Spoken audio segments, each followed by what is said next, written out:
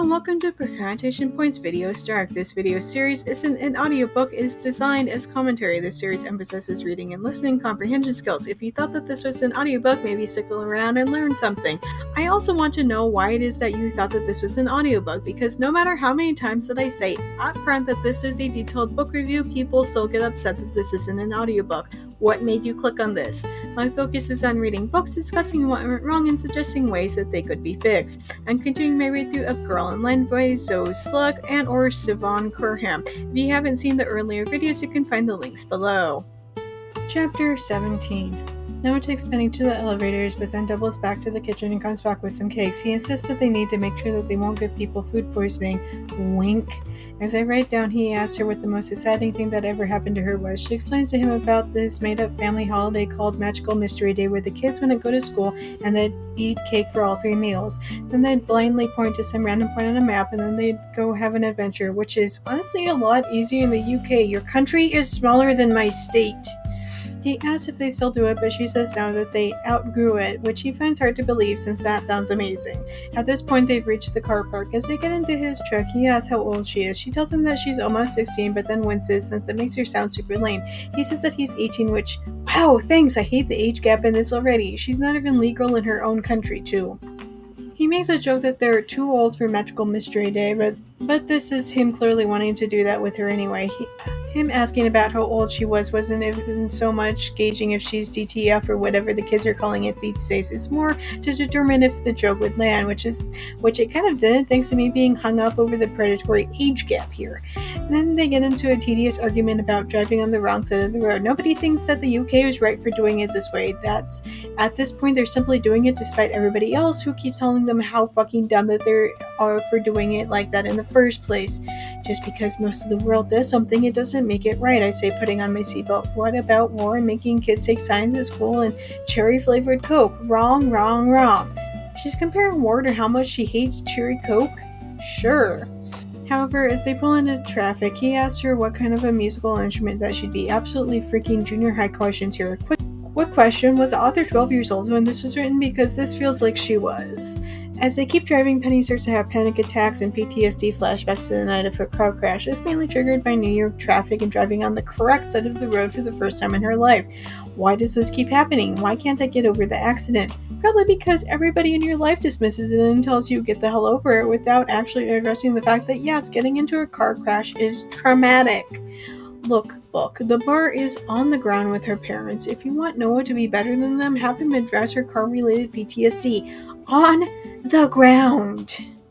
Love my Snark. I also offer book editing services where I bring that same approach to your writing. If you prefer a more traditional approach, I also offer professional book editing services. You can contact me on any of my social media platforms if you have further questions about my editing services, including pricing options.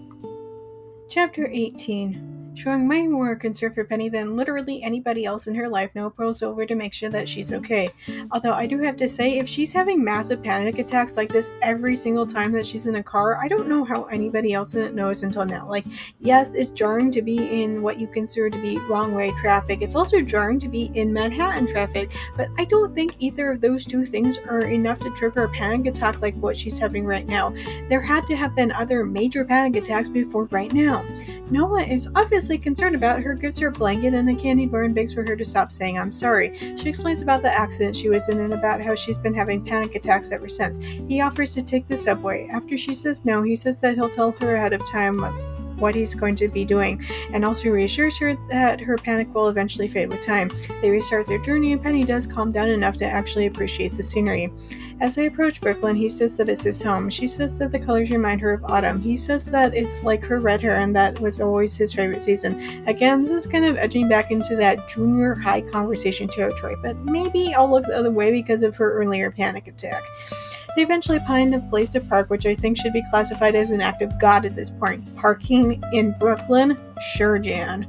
On his way into the shop, they pass by a girl on her way out. She looks at Noah and smiles slightly. Penny asks if Noah knew the girl, but she says no and asks confused as to why Penny would think such a thing. This feels important, so that's why I'm mentioning it. The shop is some kind of antique shop. As they walk over to the counter, Penny expresses that it always saddens her to see toys in a place like this because they're meant to be played with.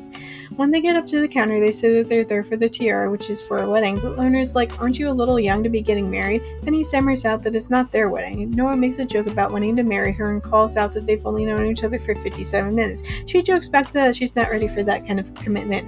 The guy goes into the back and presents them with a tiara already packed up in a box. After confirming that her mother had already paid for it, and they leave. On their way out, Penny complains about how gruff and unjoking that the guy was, to which Noah remarks that they're not all like that, but in kind of a flirtatious way. If you're interested in reading my own stories, you can purchase my spicy short stories as well as 2 full-length novels on Amazon. I also frequently run flash sales on my stories. If you're not already following me on Reddit, I recommend doing so to stay updated on when I offer free content. Reddit is currently the only place where I'm advertising myself these days.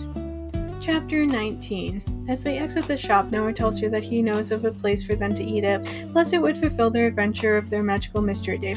Penny is up for some fun, so she's quick to agree. As they get back to his car, she sees the girl who'd been exiting the shop as they'd entered it. "See, I told you that it was going to be important." Noah again insists that he doesn't know who she is, but Penny instead decides that since Noah is so handsome, he must attract a lot of female attention. The thought that Noah could even have a girlfriend makes her insanely sad, which is kind of an odd thought for 2 reasons. The first and most obvious being, girl, you don't even fucking live here. In a few days, you're going to go back to the UK. Maybe you'll send each other a few emails, but by this time next year, it'll be like, Noah who? The second being that Noah is too old for her. It's creepy. Stop it. As they get into the car, Penny's mom calls to ask about the tiara, which is weirdly convenient timing. Penny keeps trying to ask if it's okay if she goes to get lunch with Noah, but her mom is too distracted trying to wrangle the flower girls. I honestly don't know why the mom even bothered calling if she's seriously that busy. Again, it feels like the author's attempt to write humor, but literally nothing about this is remotely funny in the slightest. Now armed with her mother's permission, even as distracted as it might have been, Noah takes her to one of those artist collective buildings, the kind that I think are actually illegal because people kept getting caught in out-of-code buildings when there was a fire.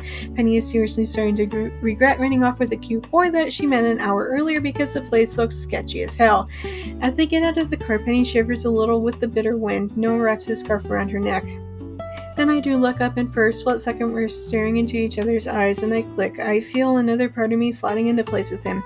Girl, you've known this guy for an entire hour. Calm down.